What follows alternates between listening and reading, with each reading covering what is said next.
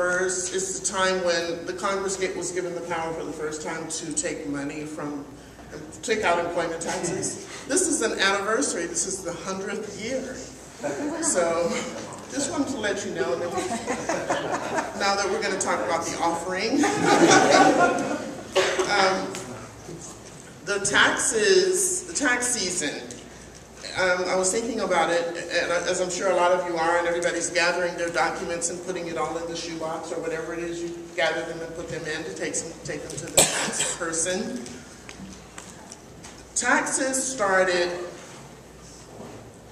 There's an opportunity to look at the tax code or the tax laws and offerings in a way of comparing or paralleling the godly worldview and man's worldview about the world's ills or problems.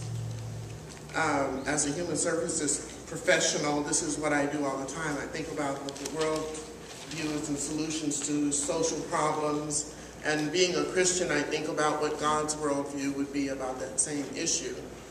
And taxes is one of the issues that's highly debated right now. We're looking at a fiscal cliff still. We're talking about taxing the wealthy, and that was actually one of the arguments that was the reason why they wanted taxes in the first place, is because the wealthy people should not be, getting all the money and not contributing to the needs of the community or of the community as a whole, or the broader community. That was one of the arguments.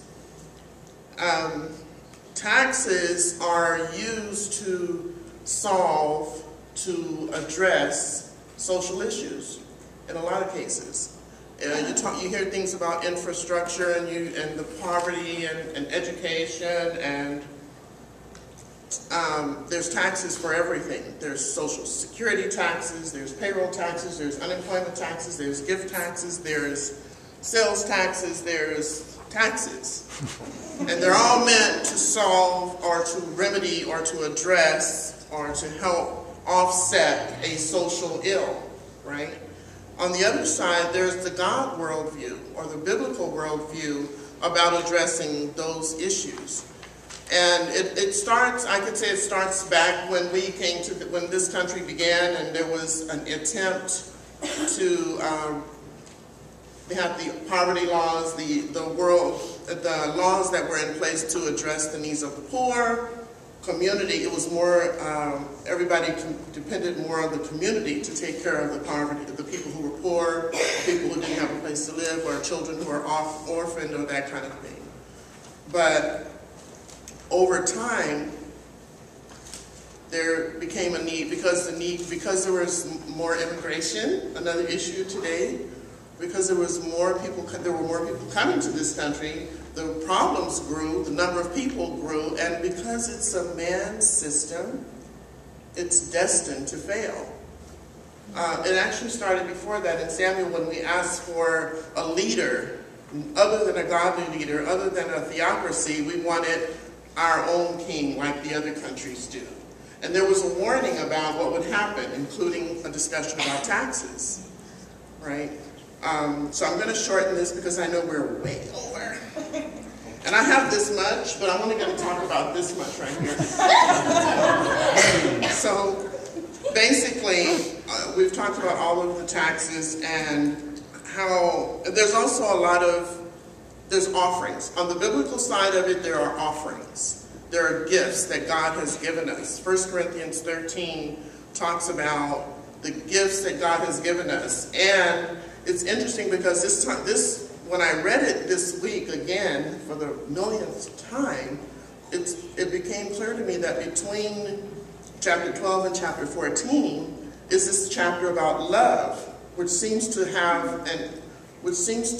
imply that what Paul was saying is, okay, you have all these gifts, and here's some more gifts on the other side of it, but the important thing is love, and the gift of love that God has given us, along with the gifts that he's given us. And so we're to give everything that we give in love. So we have a lot of things to offer.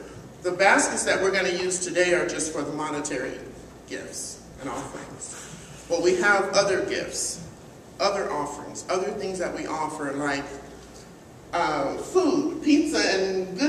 downstairs. Chili and a crock. You know, a lot of times we have rice and chicken adobo. We have Burmese recipes, which no one can pass up.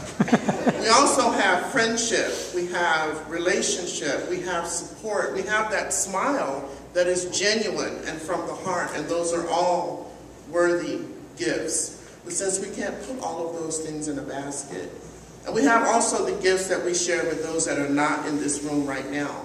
In Acts 2:43, in the beginnings of the church,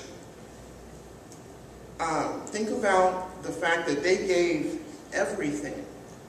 They gave right after the coming of the Holy Spirit, that first day of Pentecost. The church gave, the new members were so awed and so taken with what God had given them that they gave everything.